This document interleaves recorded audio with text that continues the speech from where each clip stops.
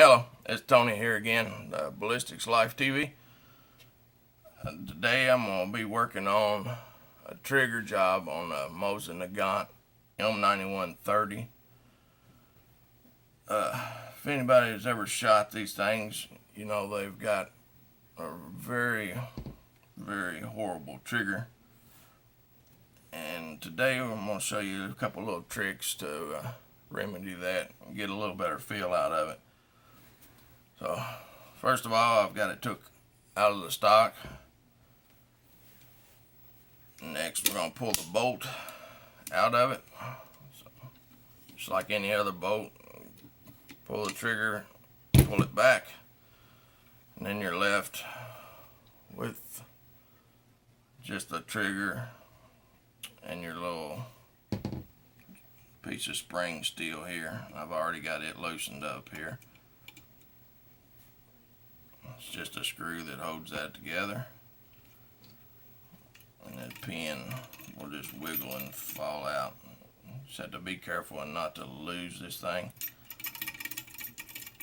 And a lot of times I'll replace this pin here. I'll replace it with a piece of 3/32 stainless steel TIG rod, just because you don't have to worry about it rusting, and it's already, polished, and you won't have to worry about anything there. So the main pieces you're going to be working on when you're doing a trigger job on one of these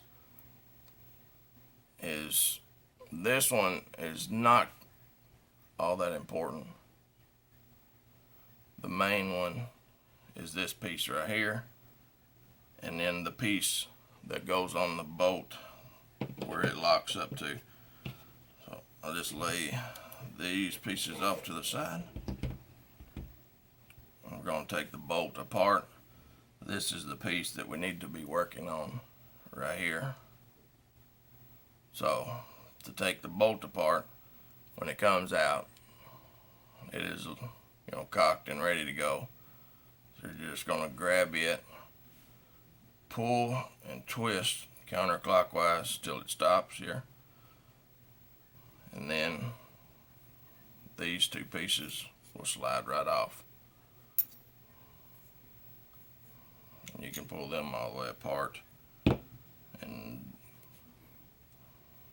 I know my drawing's not to scale and it don't look the prettiest, but it'll serve its purpose. Then we're left with this.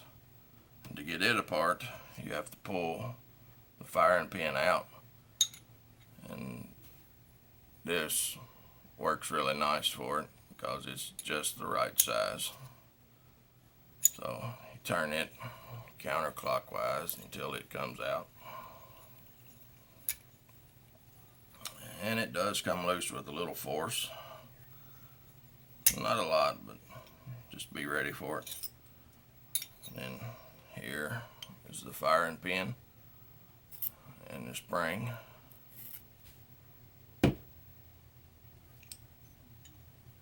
Here's our bolt body, the tail end, and then a rod here. Okay, like I said, these two pieces here are the main ones that we're going to be working on, because when the rifle is cocked, this is what is holding it right here, is these two surfaces where they made up. And what causes a factory one to be so gritty of a feel is, what happens is your tail end right here and this surface here, the way they're made, they actually interlock with each other. There is a steep angle put on each one of them, and they will interlock. And what happens is, when you pull the trigger, it is pulling this down. So in order for it to release, it has to push the bolt body back and down at the same time before it'll actually release. And that's where you get that little gritty, kind of creeping when it pulling the trigger. And what we're going to do is we're going to take this and make it almost, a 90 degree. So we're going to take all this material here off of both of them. And then also, when it's looking this way, I will round the edges just a little bit on both, because the less metal to metal, the smoother you will have of a feel on the trigger. And you can use anything, laying around, emery pads like you use for your fingernails, file, sandpaper. It's not real hard. It just takes a little time, and depending on what kind of tools you've got, if you don't have very many tools, you can do it with any kind of abrasive. And then to get a good polish, you can use any kind of polishing thing you want to, and if you pour and broke, you can use toothpaste. Toothpaste has a little abrasive in it, and you can use it and a rag and then polish metal surfaces out pretty good. And these I have already done, and if you can see, I don't know if it'll focus on it, but I have already done this one and rounded it off the way I want it. The same with my bolt here, if it'll focus. I've already done these two to save time, so those two have already done. And a lot of them I've seen on the videos, they will either tell you to take a little off the top of this, because they will tell you to take some off the top, and what it does is it lessens the distance that it has to travel for it to release. I don't like taking anything off the top of this, because if you mess up, you can take some off this area down here and make up for it, but I would rather not make that mistake.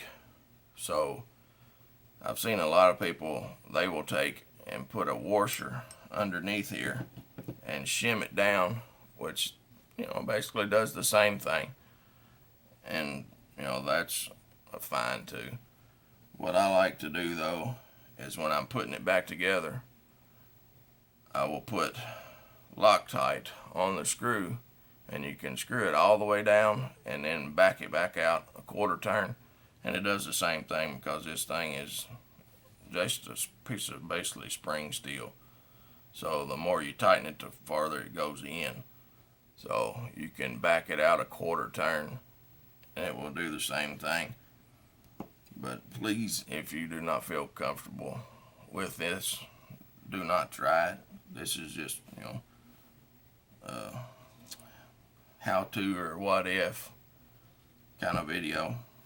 Like I said, I've already got mine done, so I'm going to put it back together.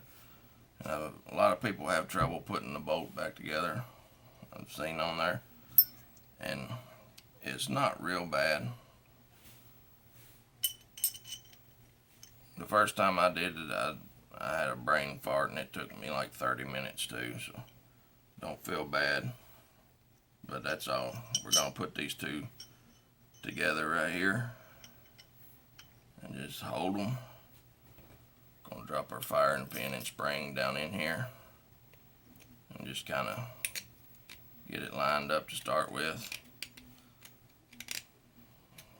Then we're going to use our tool, and if you look, there's a groove on the back side, and it's just perfect for hooking on this groove right here, so you can put force down.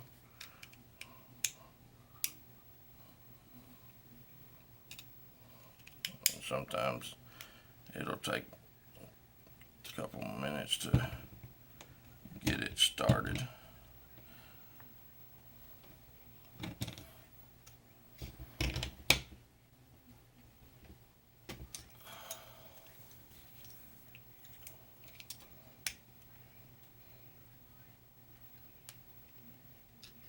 It can be contrary sometimes.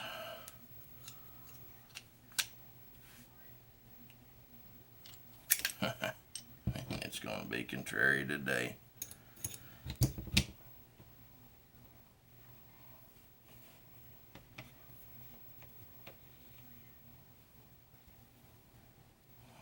I think we got it started now.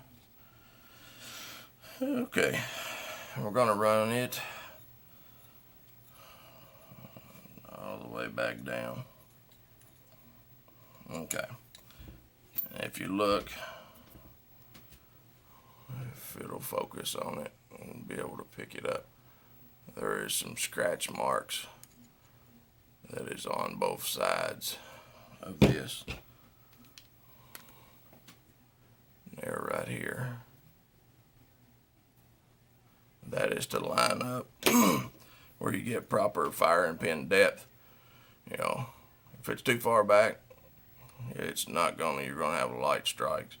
If it's too far in, you don't want that.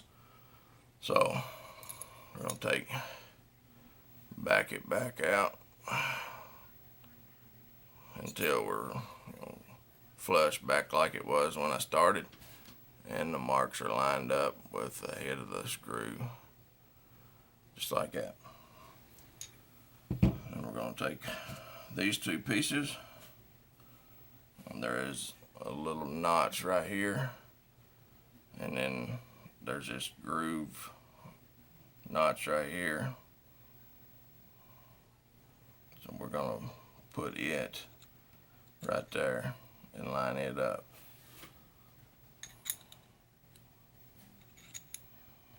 Okay, just like that.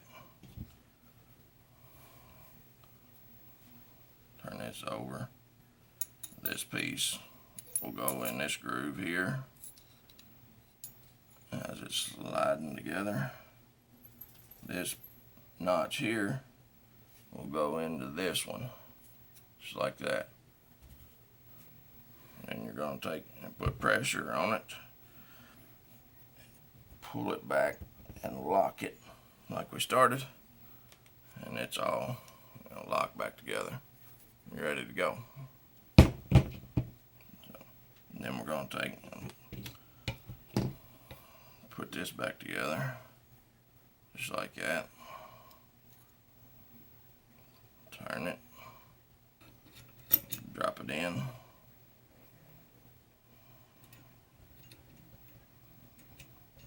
I'm not going to put Loctite on it just yet. As I said, you can take and tighten it all the way down. See how we got there? And then you can back it out, a quarter, half, whatever you want, and get it the way you want it. You will need to, test it when you get it all together and make sure that it's not going to, go off on you accidentally. And what I usually do is make sure that it's, there's nothing in it, and you can take and hit it on the tail end with a rubber mallet to make sure that it's not going to go off if you bump it accidentally. So that's what you always want to make sure. You can hit it on the tail, hit it pretty good to make sure that it's not going to go off on you accidentally. But like I said, if you don't feel comfortable, don't try it, because I don't want to be responsible for it. But anyway, ours is together, and when we try it, we have none of the creepy take up. It's just clean break, just like that. Let's see what you can see. This is just a little emery pad like you use for your fingernails. It's kind of pretty flimsy, so should be able to see.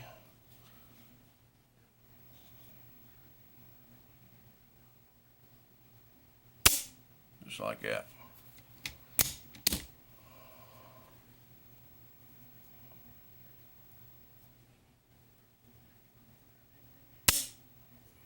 Just like that. None of that nasty, creepy, you don't know when it's gonna go off, surprise kind of trigger. It's nice, clean. It will improve your shooting way better than the factory setup. So please, if you like this video, want to see more, see something else, let me know in the comments. I'm going to be doing a video here pretty soon. I had a good friend send me some of these. A real nice guy, Charlie. He sent me these, and what they are is basically a heavy duty bottle cap, for 20 ounce, 2 liter, or whatever, and it's got a little inflator valve just like a basketball, and you pump them up, 80-90 pound of pressure in there, and when you hit it, it blows up just like tannerite would. You can put your little powder, a little chalk, and it make the big puff of smoke just like tannerite. It's a lot cheaper. Tie a string on it, you can keep reusing these as long as you don't shoot it in the cap. So $10, 6 of them. Go check out on eBay. Big Blast Target Inflator. He will surely appreciate it, and I will have some videos on these, testing them out here pretty soon. And so, like this video, share it, leave me some comments, let me know what you want to see, and thank you for watching.